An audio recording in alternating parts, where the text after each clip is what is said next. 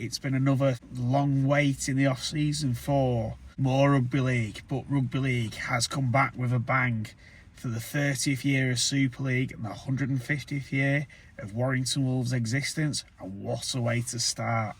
Sold out Hallowell Jones, new light show, new fans, new players. Anything else I need to add, Rob?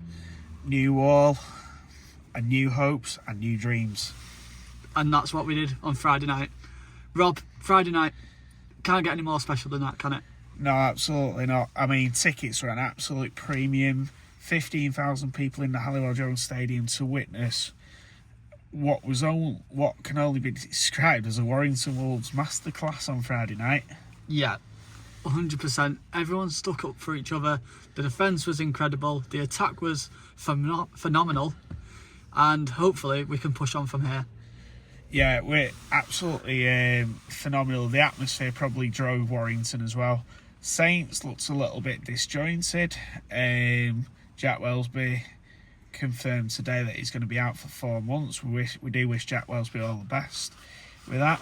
But we've got to look at what Warrington have done on Friday night, the way they attacked, the way they defended, and also answering a few questions about some of the players. And we'll come on to that in a minute. Let's get into it. So, what a way to kick things off.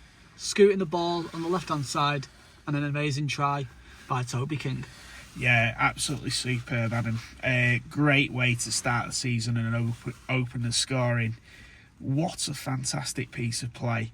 Ball went to the left-hand side, quick hands, finds Toby King. And Toby King, he looked like a prop forward the way he drove at the Saints line. Backed himself. He could have put the ball out. He had the 2-on-1 overlap, but backed himself enough to crash over that line and get Warrington's season underway. But after that, Warrington weren't done. No, they were only going to get better. We were, and I'm going to hold my hands up. I was one of the critics who slated Kai Taylor-Ray, and fair play, Kai Taylor-Ray. What a try! What a try from that young man, Kai Taylor-Ray. If you are listening, thank you very much for listening. You should take a bow, son, and welcome to the Warrington Wolves. Well, let's just dissect that, because that was great running from Danny Walker to initially begin, and that is the key of the quick play of the ball. Yeah, and you get quicker ruck, so you're landing on your feet and your knees. You get quick play of the ball. Danny Walker was able to exploit that. Kai Taylor-Ray comes looping round and hits just at the right time. So Danny Walker has created a gap. Taylor-Ray has looped round enough that has pulled the man in, and as he's pulled the man in, you're able to put Kai Taylor-Ray through, and he was able to turn on his afterburners and leave Jack Wellesby eating his dust, basically. I was just about to say, I feel like this year that fast ruck is going to benefit us a lot. I watched the game back when I got home, and as you've just mentioned, Rob, Darryl Clark, ex-Warrington man, he was just left. He was just left, and he was just out the blue, out the question, and Kai Taylor-Ray ran onto the ball and just never stopped. He was like Forrest Gump. Yeah, I mean, this must be something that Steve McNamara and Sam Burgess are looking at. Is how to exploit the quicker ruck speed and use Danny Walker to exploit the gap. Yeah. And if you can do that on a consistent basis, you're going to win games. You're going to win games. But also, what is good, and we'll come on to this in a second as well, forward pack, they get you on the front foot. Yeah. There's been criticism from the Warrington fan base over recent years that the forward pack has not been heavy enough, it's not been good enough, it's not been bringing enough size. Warrington had a very sizable pack, and I thought it was a very clever tactic. And I was talking to someone in Padgate Village Club last night, and he said it was a very clever tactic to put James Harrison at second row so he can move into prop, and it's a very clever idea, because you start with Luke Yates and Liam Byrne as your starting props. You've essentially got an extra prop in James Harrison. Yeah. So James Harrison can drop into prop, which means you're effectively working with five substitutions.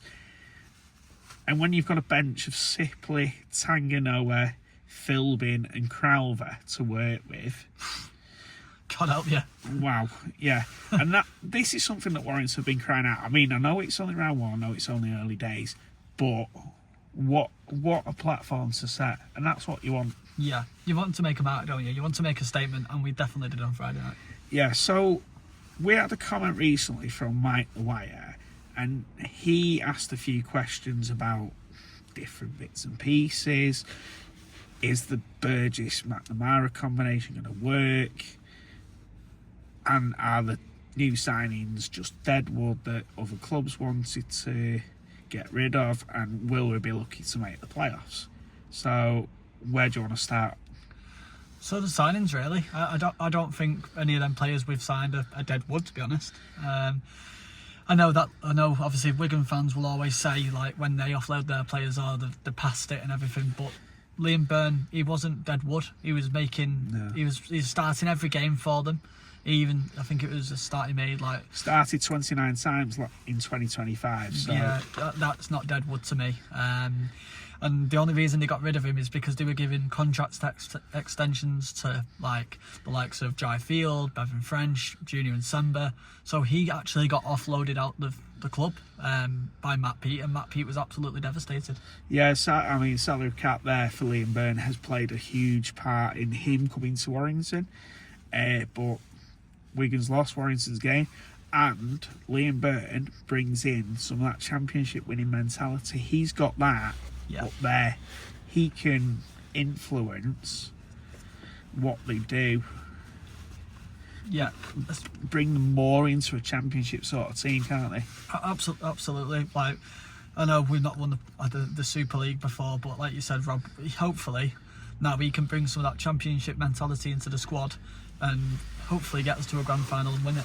And it's knowing how to do things at the right time, and I think that's something that Liam Byrne from Wigan will know how to do. He will know how to turn it on or when to turn it off, and that is something we probably need. Yeah, it's just something to tweet. Warrington haven't done much wrong in the past, but it's just, you probably need different players who will do different things. Yeah, it's not about being flashy, but it's just about getting the little things. And I noticed Sam Burgess in a few of his interviews recently has said it's about stripping things back a bit. So they're going back to basics. They were going back to catch, pass and carry. It's easy for me to say. Yeah. It's going for catch, pass and carry, and also running hard and hitting the floor hard. Yeah. Tanganoa, another one. Championship mentality. Won obviously the treble last year with Hull KR. I think he was incredible on Friday night. Yeah, very unfortunate to be left out of the Hull KR squad. I mean, you can understand why they've offloaded him, because they've got a huge array of players in that sort of area. But again, he's our game. We've been chasing him for 3 seasons, and we've probably actually got him at his peak now. Yeah, I was just about to say, you've got him at his peak, because I'm sure Wakefield were lined up for him again. And when he was going to Hull KR for the first time, I know we were rumoured with him, and unfortunately we didn't get him. Yeah, and they were described on the Guardian Matchday blog on Friday night as the bomb squad, and that includes Toff Sipley. I mean, Toff Sipley, brilliant, incredible. I can't wait for him to be. I think he had a bit of a quiet game, if I'm being honest, but I think give him a few games, I think he'll just settle in perfect, and he'll be the forward we need in this team. Yeah, I mean, he didn't do much wrong to me. I mean, actually, looking at him a couple of times, he rode the tackles very well, and he was able to land on feet and knees. And when you land on feet and knees, yeah, you get quick play of the ball. Yeah. Albert Hopewarte. Wow, that disallowed try, unbelievable. I don't know why it was disallowed, but someone said, I can't remember who it was, but they mentioned that if he stays fit, he's fit for Man of Steel, and you can see why. He is magic. Yeah, I mean, all the concerns about his ACL, I think he's answered that in the 2 games that he's played so far. He's stood up strong. He's been able to make good contact. He's put some good defensive shots in, and he does what all good centres should be doing, getting that ball, getting that distribution out to his winger. Yeah, absolutely. And then I know he's been with us for a while, but that try by Josh Fulis in the corner, incredible again, finding that space. Yeah, and also you've got to give mention to our other new signing who's gone under the radar a little bit, Josh Smith. Josh Smith, that ball when it was the fifth tackle, getting out the in goal. He looks like a machine as well. He's obviously played for the reserve grade in the NRL, and I don't think he would have got in the first team if Matty Ashton wasn't fit, but he's definitely proven a place. And I even asked my friends last night saying, does Matty Ashton get in this squad? Obviously Matty, I feel like he will get in the squad, but he's got a place to fight for. Yeah, absolutely. I mean, competition for places is good, and also, if you do get injuries, you've got players to cover. You've got Aaron Lindop coming back. You've got Zach Gardner coming back. And that's something that Warrington haven't had for a while. It's squad depth. Yeah. And let's be fair as well to Sam Burgess. He's backing the youngsters. Yeah. I mean, people can criticise them, that's fine, but give it to Sam Burgess. He's backing the youngsters. He's saying we want the youngsters to come through, and he's sticking by that. Yeah. He had Luke Thomas as 18th man, who, again, pre-season, didn't put a foot wrong. No. Really good, strong, young player. Probably needs a little bit more development time. He probably might get more opportunities in the reserves and things this year. But playing some great rugby. Absolutely. So I've got a question for Mike the Wire. Has it answered your fears, or do you think it's too early? Anyone else wants to comment on that? Please drop your comments below. Yeah. Let us know your thoughts and feelings. At the moment, I think it's quite good. I would not expect us to drop off against Wakefield. I think, again... I think that's a bigger test, Wakefield. A few of my friends again the other night said, right, we beat Saints 8 in a row, incredible, fantastic, but as we know as Warrington fans, Wakefield is our Bowie team, and if we keep it up against Wakefield, I think we could go a long way this year. Yeah, I think you got to have every confidence on that performance, because I can't see it in the space of a week slipping. No. I know it's a bit weird having a week off like that. Yeah. But it can only be a good thing in the long term, because Wakefield play Huddersfield on Sunday, so they've got a 7-day turnaround. 6-day turnaround. Yeah. We're going to have pretty much a 14-day turnaround till round 3. That can only help. And I thought it was very sensible, from what I was reading of Sam Burgess, that Matty Ashton could have played this week, but Sam Burgess said, look, we'll give you another week, give you the chance to get fully. Yeah. And I think that's very clever, because you don't want to force him in. You don't want to force him into the squad, and then something happens again, you go back to square one. Yeah, I feel like that could have happened on Friday night. I think Saints were a bit of a bully on Friday night. Yeah. And they were a bit aggressive. They were obviously going to come out that second half fighting, and they got a few penalties, they got a few tries. But yeah, I think they were just being a bit of a bully team. They weren't getting the way. That's just typical Saints, isn't it? I think Wigan's the same as well. When things aren't going the way, they just bully the way to try and win the game. Yeah, I mean, the Saints fans, I think, we're looking at it from their own point of view. They think they're outdone to by the referee, that and the other. But the referee's on the field for both teams. The referee doesn't give high tackles away. The referee doesn't give offsides. No. The referee is there to referee the game. Yeah. And I think Liam Moore had an incredible game on Friday night. Yeah, I thought it was. I think he'd had enough of Jackson Hastings at one point. Yeah, I agree. He was just in his face. I know, obviously, I think he's replacing Matty Lees as the captain. And my friend even said he's like the Bruno Fernandes of football. He's just getting in the referee's face, and that's what you want as a captain.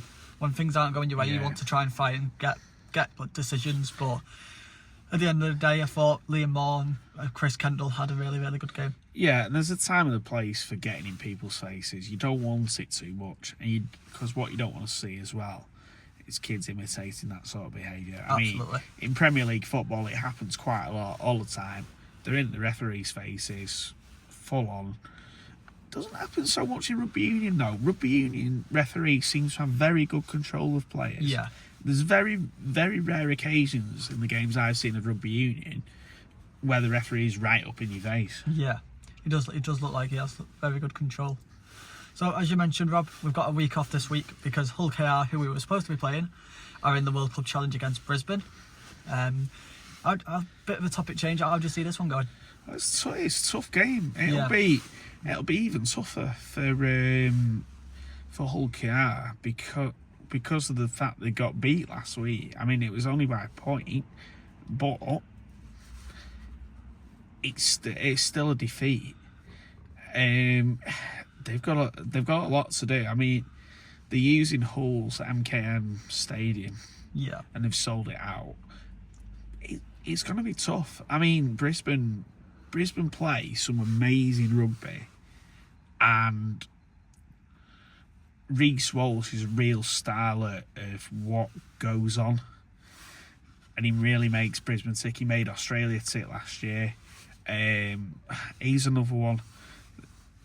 Well, obviously he's got years experience on Kai Taylor, but he's another one that will come round the line, get into the right holes, hit the right angles. The faster ruck speed's gonna advantage Brisbane more because that is the way they play in Australia. Yeah. If Hull KR wants to give themselves a chance, Mikey Lewis has got to try and keep him. Yeah, he's got to keep himself intact. Yeah. If he does that, they might give themselves half a chance. But I can only see Brisbane being far too quick for them. Yeah, as we mentioned, Mikey Lewis, there was a bit of controversy saying should it have been a red, should it have been a yellow. I'm quite glad he's playing. In a way, I feel like he should have been suspended, but it's good for the game. Obviously, he got man of steel 2 years ago, and he's Hull KR's star man, as they say. But I feel like that we need like the stars playing to try and give them any hope. Yeah, absolutely. I mean, to be honest, you want to see your stars on the show, don't you? You want to see both teams putting their star players out there. You don't want to see players sat on the bench. If Mikey Lewis does that in that game, though, he will know about it because if he tries that on the Brisbane player, Brisbane will come hunting. Yeah, absolutely. There'll be no messing about. There'll be no second chances. No. I mean, they've got a strong forward pack as well, haven't they? Yeah. So, looking on to Wakefield, as we mentioned there before, we've got a week off this week. Wakefield, if we keep the momentum, we keep going strong, keep playing well, I can see it going the same way as Saints. Well, I thought watching Wakefield and Toulouse on Saturday night, I thought Wakefield were really off their game on Saturday. Yeah, I thought, is this the same Wakefield we were watching last year? They're not. Whether, I mean, they've had quite a high turnover of players as well. Whether the players they've got are not really embedded into what Darryl Powell and Wakefield are doing at the moment. I don't know. They're going to be a bit of an unknown. They always seem to get themselves up for Warrington.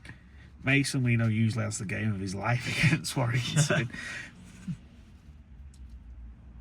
If Warrington can get into the faces early, get on top of what they're doing, there's no reason why Warrington can't beat them. If Matty Ashton plays, I mean, we've got no injuries, we've got no suspensions. Do you stick with the same team? In my opinion, I would. I don't think Matty Ashton will play in 2 weeks. I think he'll just stay with the same team. I think I read the other day saying Matty Ashton's, I think he's due back against York. So you can't change a winning team, as they say. No. I'd just stick with the exact same team. The other question that Mike the Wire posed was Steve McNamara and Burgess. Is it going to be a good combination? Now it's proving to be a good combination so far. I was just about to say, that win on Friday night against Saints, that was all Steve Mack. Yeah. The defence, as you mentioned before, the defence, when Saints, as I mentioned, Saints second half, they came out fighting, and they kept on getting set restarts. Our defence looked incredible. It looked amazing. Yeah, I mean, the amount of times that Saints had peppered Warrington's line, Warrington just kept standing up and coming back and standing up and coming back. That sort of fight and resolve is something we'd not had last year. Yeah, I like we mentioned the other week, it's flashbacks to 2024. Yes. And I saw something in The Guardian recently that Burgess said, look, there's a bit of a bridge between what I know, what Steve McNamara knows, and what Steve McNamara's doing. He's able to do that little bit that Burgess might not be, and that's probably a fair assessment of his own coaching. And you've got to be fair to Sam. He stood up and he said, look, I've got a bridge between this and this. Steve McNamara clearly knows this and this because he's been there, he's done it, sort of thing. Let's work together. Let's work together. Yeah. And I think as well, like last year, we had Martin Glees as attack coach, and I think the attack went a little bit stale last year. Yeah. Got to give credit to Gary Chambers because he's the one who actually brought Toff Sipley in. He was the one who went looking for Sipley. Yeah. Or the likes of Sipley and come up with Sipley. So you've got to say that's quite an astute signing. I know, Sister in The Guardian the other day, they were talking about George. They're already starting to look for George Williams' replacement, and they've got quite a sizable chunk on the salary cap to use as well there. So they're already putting the feelers out in that sort of direction. But why not leave that money there? Bring your young players through. Absolutely. As we've got Ewan Irving, he's just signed a contract. I think it was until 2030. Yeah. He was another one who was incredible last year for the reserves, unbeaten season, and he played incredible against Hull KR that last game of the season, and he's just showing his class. And I feel like we might give him an opportunity in the season. I feel like we might give him a few opportunities. It's obviously going to be the toughest year in Super League this year. I'm not sure where he's going to fit in, but I feel like he might get a game here and there, or bring him on from the bench somewhere against like Toulouse or something. But I mean, how good is it to see as well? So the nucleus of the squad and the average age of the squad has dropped dramatically. So you've got Kai Taylor at 19. Yeah. Zach Gardner's 19. Aaron Lindop's 18. Yeah. Luke Thomas is 18. Tommy Rhodes is 16. Ben Hartle's about 2021. Josh Fulis is 23. I think Jake Fulis is 20. Yeah. So your average age of your squad there has come right down, hasn't it? Yeah. It did make me laugh, funnily enough, Rob, because I did see a post on Facebook when Warrington were mentioning all the adjustments they've done to the stadium. They mentioned like our stadium's older than half our players. So yeah, it's a strange one, but I'd rather have young on your side, and I feel like we have got that. But I mean, you've got to say as well, I think the balance of Warrington's squad looks right, if you know what I mean there. So you've got a good mix of experienced players, and you've also got youngsters coming through. Yeah, and they can learn off them. Yes, and likes Danny Walker's been around what seems forever. Yeah, but he's just getting better and better. I mean, there was no Sam Powell's extra hooker. No. On Friday night. I think they run with Geordie Crowther at hooker a couple of times. And I'll tell you, just to mention as well, because I've just remembered, Sam Stone. I thought he had a quiet game. he just does his job. Yeah. He's one of those players, he doesn't need any glory or anything. Does his job. Yeah. Goes off the pitch when he needs to. And that's it. I don't think you should need anything flashy off him, to be honest. I don't think he's there to do flashy stuff. Do you know what? If you get my drift on that one, he's there to basically put big hits in, carry the ball forward, tackle, and just do the simple things. Yeah. What you don't need in your squad is 17 players that are all flashy and throwing the ball about and this, that. That's when it creates confusion and chaos because no one knows who's getting the ball. Yeah. Sam Stone does the simple things. He drives, he carries, he catches, he tackles. That's what you want of him. I'm going to call him the Ji-sung Park of Manchester United. Sam Stone is Ji-sung Park. He just, like you mentioned, he just does all the basics right. He runs hard, tackles hard, plays the ball, and that's what you want. And let me pose a question to anyone listening to this and coming at me on the comments. Who do you think, in your opinion, goes under the radar and doesn't get the praise they deserve? Or who you expecting to set the world alight this year? So let's go two ways with that one. Yeah. So I feel like that's the end of the podcast. Yeah, I think we've covered a lot there. Mike the Wire, if you've got any more comments, bring them back and reply to what we've said. Give us some more food for thought. If anyone's got any more comments as well, 100%, just throw them back at us because we take any on board. We'll answer them, and we are trying to explore, for anyone listening, we are trying to explore more outlets to get the podcast out at the moment. Someone tapped me on the shoulder in the queue, said they love the podcast, but they want us to put it on something called Pocket Cast. We are looking into these things. They just take time. Life gets in the way sometimes. Yeah, like we do have like full-time jobs as well as this. But if you do see, like obviously from the first video, if you do see me, Rob, or any one of us, please come and say hello. Like we're not scary people. We are fans like you guys. Yeah. We want to do well. We want the club to do well. We want to do well as a podcast. We want to grow. We want to do this as our job. Imagine if we do our job full time, what we love enjoying. I'm sure everybody wants to do the dream job. But yeah, please do not hesitate. If you ever see us, please come and say hello. We are going to be looking in the summer as well, getting some people on the podcast. I know one of my friends wants to come on, do like a Magic Weekend special. But yeah, we are going to try and get some fans on as well, where we might try and ring you up and see what your points of view are. And we might even be getting some special guests on as well. Yeah, so that'll be pretty interesting. It's going to be a good one. We've got a couple, all in the process. We've got them lined up. Yeah. So. And also, if anyone else got any comments or anything they want us to discuss, or we've said something, and you go, oh, that doesn't seem right, put a comment in. Let us know. And then we'll debate it again, and we'll have a bit of a two-way conversation with it. Yeah, absolutely. But yeah, thank you very much for listening, guys. So as we mentioned, we have got a week off this week against Hull KR, as they are playing against Brisbane. So the next podcast will be the game after the Wakefield game, and where we'll be playing York Knights away, and that'll be up on the Wednesday. Thank you very much for listening. Bye bye. See you soon.